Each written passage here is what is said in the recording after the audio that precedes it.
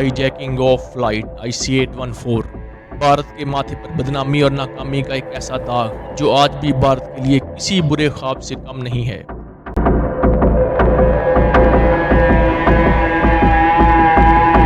24 दिसंबर 1999 जब नेपाल के दारुल हुकूमत काठमांडू से दिल्ली जाने वाली इंडियन एयरलाइंस की परवाज IC-814 ने मामूल के मुताबिक शाम 4:30 बजे उड़ान भरी। इस तैयारे में कुल 179 पैसेंजर थे, जिनमें 150 मेल, 20 वुमेन और 6 बच्चे शामिल थे। तैयारे में खुशी, इत्मीनान और आराम का माहौल था, मगर किसी को मालूम ना था कि चंद लम्हों बाद ये परवाज़ मुसाफिरों की ज़िंदगी का सबसे भयानक ख्वाब बनकर रह जाएगी। इस तैयारे को कैप्टन देवी शरण उड़ा रहे थे। परवाज़ के टेक ऑफ के तकरीबन 40 मिनट के बाद जब तैयारा भारतीय फ़ज़ाई हदूद आगरा के करीब था, 5 मुसल्लह अफराद अचानक उठे। उन्होंने चाकू, हैंड ग्रेनेड्स और धमकियां देते हुए काकपट में घुसे और तैयारे को हाईजैक कर लिया। हाईजैकर्स के नाम ये हैं: इब्राहिम अख्तर,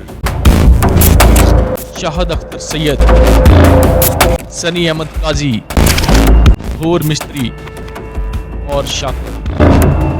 उन्होंने गन पॉइंट पर पायलट से कहा, तैयारे का रुख अमृतसर की तरफ कर दिया जाए। अमृतसर भारतीय पंजाब का एक शहर है।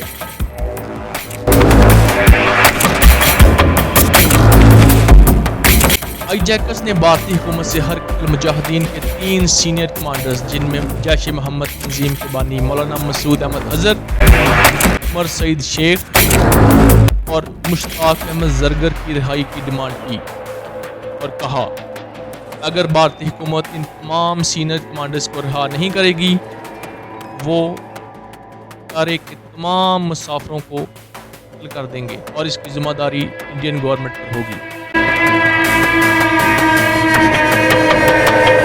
तैयारे ने अमृतसर एयरपोर्ट के ऊपर चक्कर लगाया और पायलट ने बड़ी चालाकी और होशियारी से फ्यूल की कमी का बहाना करके हाईजैकर्स को यहाँ ज्यादा देर रुकने पर आमादा किया। तैयारे ने फ्यूल लेने के बहाने अमृतसर एयरपोर्ट पर लैंड किया। डेफिनेटली मैं बार बार एयरपोर्ट अथॉरिटीज़ से डील कर रहा था, ATC से, तो मैं बार बार उनको बोल रहा था कि आप bring the bowser in front of the aircraft, मतलब बाउज़र को एयरक्राफ्ट के सामने लाओ, तो ताकि आप टाइम बाय कर सको। एक बार जहाज़ के सामने बाउज़र आ गया, फ्यूल बाउज़र, इतना बड़ा ट्रक होता है, और उसके बाद जहाज़ कहीं जाएगा नहीं। सूरत हाल का जायजा ले रहे थे तो शक हुआ और उन्होंने पायलट को टेक ऑफ करने का हुक्म दिया और कहा कि अगर फौरन परवाज़ ने टेक ऑफ ना किया, सब मुसाफिरों को मौत के घाट उतार दिया जाएगा। पायलट ने फौरन अमृतसर एयरपोर्ट से टेक ऑफ किया और इंडियन गवर्नमेंट देखती रह गई और भारत माता के ख्वाब चकनाचूर हो गए। अमृतसर एयरपोर्ट से तैयारा जैसे ही फ़ज़ा में बुलंद हुआ, हाईजैकर्स ने पायलट को कहा, पाकिस्तान के शहर लाहौर एयरपोर्ट जाने का हुक्म दिया। वहीं तैयारा लाहौर एयरपोर्ट के ऊपर पहुंचा। एयरपोर्ट अथॉरिटी ने रनवे की तमाम लाइट्स को ऑफ कर दिया ताकि लैंडिंग पॉसिबल ना हो सके। पाकिस्तान नहीं चाहता था कि किसी दूसरे मुल्क का तैयारा उसकी सरजमीन के ऊपर लैंड कर सके। हाईजैकर्स ने बंद लाइट्स ऑफ में ही लैंड करने का हुक्म दिया और पायलट ने लैंडिंग शुरू की।